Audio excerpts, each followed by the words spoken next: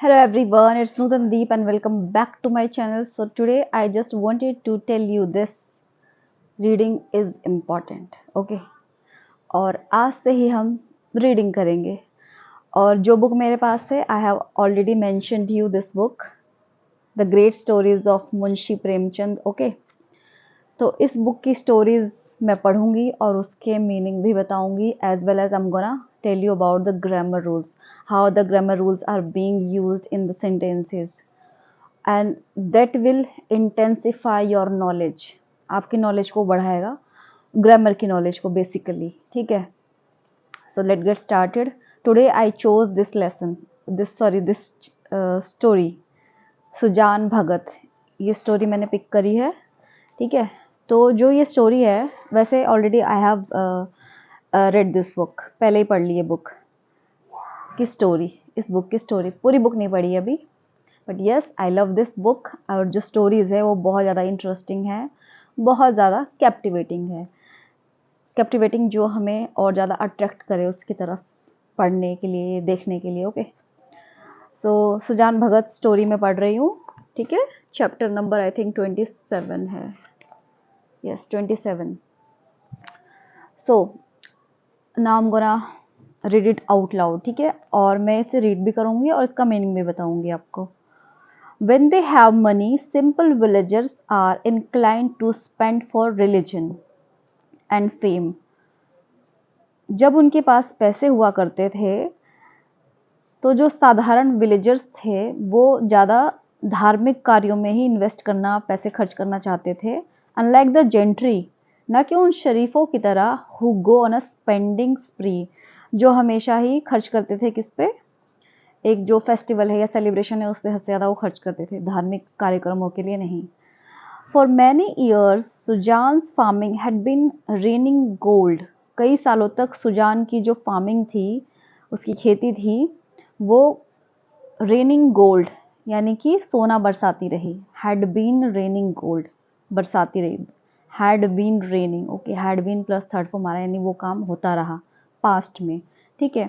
All peasants of the village worked equally hard. Peasants यानी कि किसान, तो जो सारे किसान थे उन्होंने इक्वली हार्ड वर्क किया। But Sujan was lucky, Sujan lucky था। Even if he scattered seeds on barren land, यहाँ तक कि इवन इफ, कंडीशनल एक तरह से हो गया, even if he scattered seeds on barren lands, मतलब जो बैरन लैंड्स होती है जो कि अनुपजाऊ ज़मीन होती है। एक तो होती है उपजाऊ ज़मीन, एक होती है अनुपजाऊ ज़मीन जिसपे कुछ भी चीज़ें उग नहीं पाती है प्रॉपरली, बैरन लैंड कहते हैं उसे।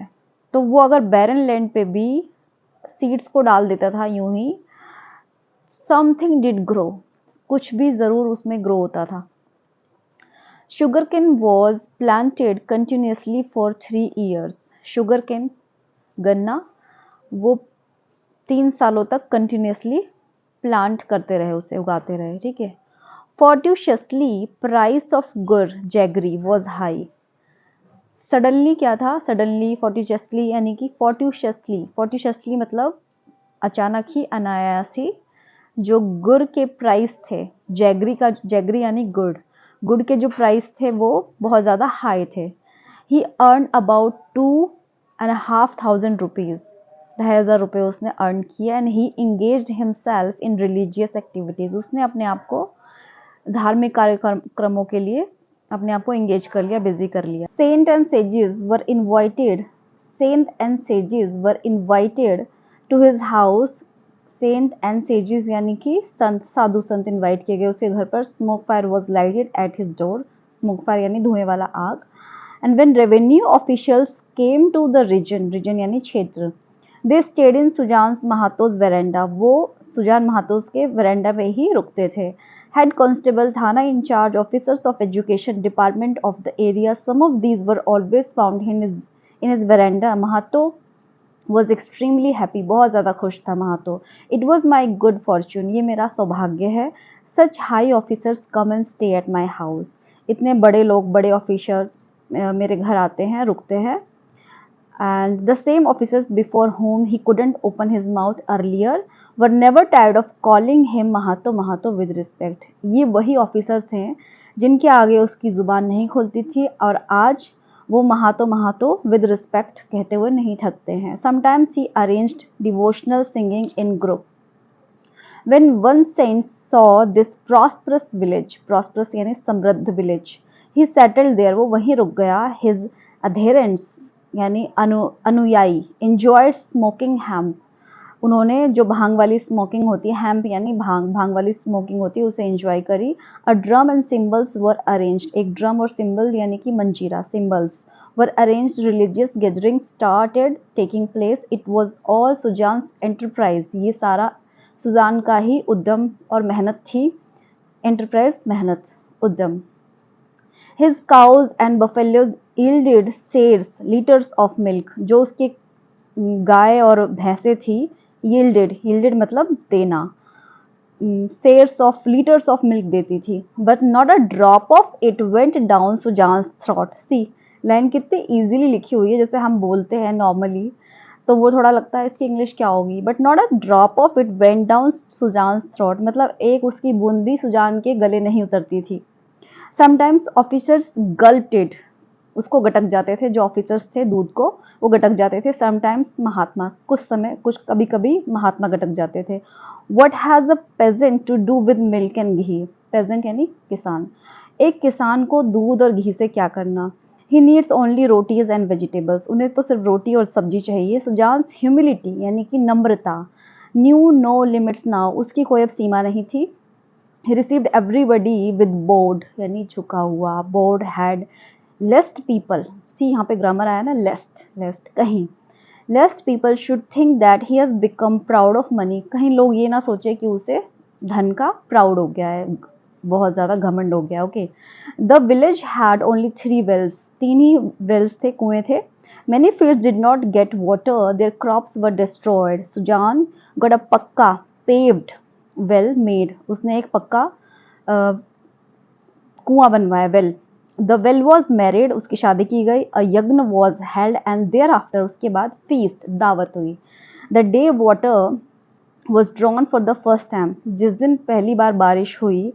सुजान फेल्ट दैट, सुजान को लगा that he had got everything in life, उसे सब कुछ मिल गया है। The things nobody had done before were done by Sujan due to goods deeds of his forefathers, जो चीज़ें किसी और से नहीं की गई वो सुजान ने करी, वो भी फोरफादर जो उसके पूर्वज हैं उनके अच्छे कर्मों के द्वारा सुजान ने करी।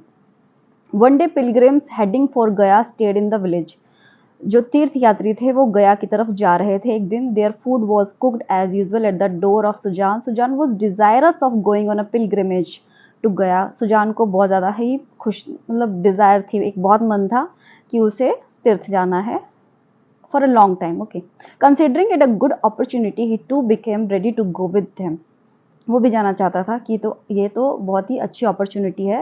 His wife Bulaki said live it for now, अभी के लिए इसे छोड़ दो। अब देखना इसका जो सेंस जाएगा कितना इजी लगेगा। ओ ये तो डेली यूज में यूज हो रहा है, और वाह इसकी इंग्लिश भी इतनी बढ़िया है और ग्रामर भी। देन यू विल रियलाइज कि अच्छा बुक पढ़ने के ये फायदे हैं।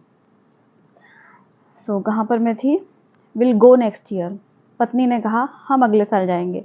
सुजान सेड सोलेमनी, उसने शांति से कहा सुजान ने। Who knows what will happen till next year, अगले साल तक क्या होगा कौन जानता। It is not good to make excuses in religious matters, life is so uncertain, life तो अनिश्चित है, क्या पता क्या हो जाए। बुलाकी उसकी वाइफ ने कहा our savings will be exhausted, मतलब हमारी जो सेविंग्स है, हमारी जो बचत है, हमारे कमाए हुए पैसे हैं, विल बी एग्जॉस्टेड, खत्म हो जाएंगे, एग्जॉस्टेड खत्म हो जाएंगे। सुजान इफ गॉड विश्ड, अगर भगवान ने चाहा, विल हैव मनी अगेन, हमें दोबारा से हमें पैसे हमारे पास आ जाएंगे।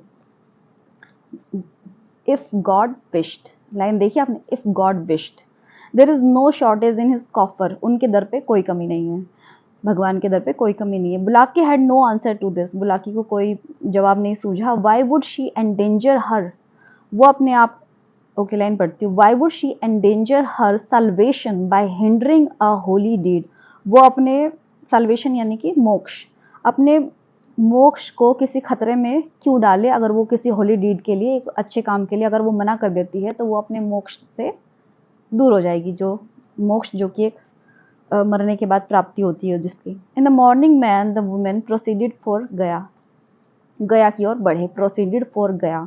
अ यज्ञ and a feast was fixed when they return, एक यज्ञ और एक फीस्ट, एक दावत हुई जब वो वापस आए। The whole community was invited.